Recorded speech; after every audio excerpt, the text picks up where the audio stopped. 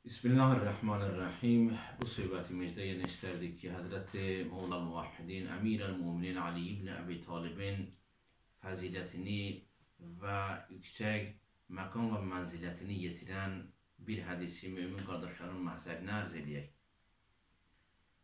Ərz elədiyimiz hədis müxtəlif sünni mənbələrdən nəql olunub.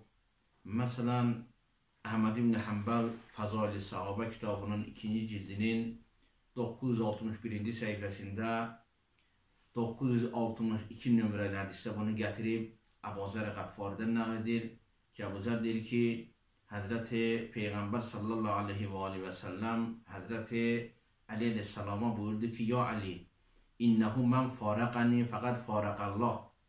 Yəni, hər bir kəs mən Peyğəmbərdən uzaq düşsə, Allah təbarək və tealadan uzaq düşəcəkdir. Çünki Həzrəti Rəsul-i Əkrəm sallallahu aleyhi və səlləm insanları Allah təbarək və teala'ya yaxınlaşdırandır, bir vasitədir. Və ondan sonra buyur ki, və mən farəqəkə fəqət farəqəni. Ya Əli, hər kəs səndən uzaq düşsə, məndən uzaq düşür.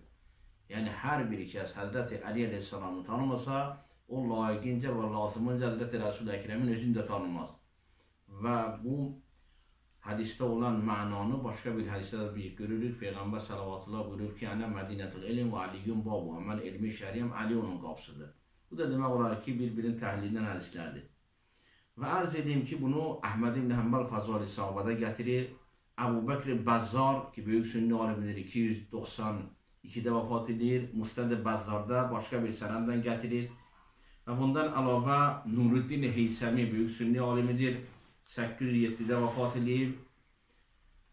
Məzmuz Zəvaidin 9-cu cildinin 135-ci səhifəsində bu hədisi gətirilir ki, hədisin sənədi tam şəkildə səhihdir və 405-də vəfat edilmiş böyük mühəddis Hakim-i Nişaburi Müstədrək Əl-Səhihin kitabında 4624 nömrəli hədisdə bunu gətirilir ki, hədisin sənədi səhihdir və bundan başqa çoxlu mühəddislər, sünni alimləri müxtəlif sənədlərlə bunu Əbu Zərdən, ya Abdullah ibn Ömərdən, Bureydədən, Əbu Hureyrədən və başqalarından nəql edirlər ki, Peyğəmbər salavatullah buyurub ki, Ya Əli, innəhu mən farəqəni fəqət farəqəllah. Həqiqət budur ki, hər kəs mən Peyğəmbərdən uzaq düşsə, Allahdan uzaq düşür. Və mən farəqəkə fəqət farəqəni. Hər kəs, Ya Əli, səndən uzaq düşsə, sənə qarşı çıxsa, Təlhə Zübeyir kimi, Muaviyyə kimi, başqaları kimi, ta bugünkü sələfilərə qədər İbn Teymiyyə kimi sənə qarşı çıxsa, elə bil ki, o məndən uzaq düşür. Yəni, ona xatir Həzrəti Peyğəmbər sallallahu aleyhi və səlləmdən sonra şiyələr Həzrəti Əli ibn Əbu Talibin ətəyindən yavaşdılar. Təhiyyətulləkum və rəhmətullah.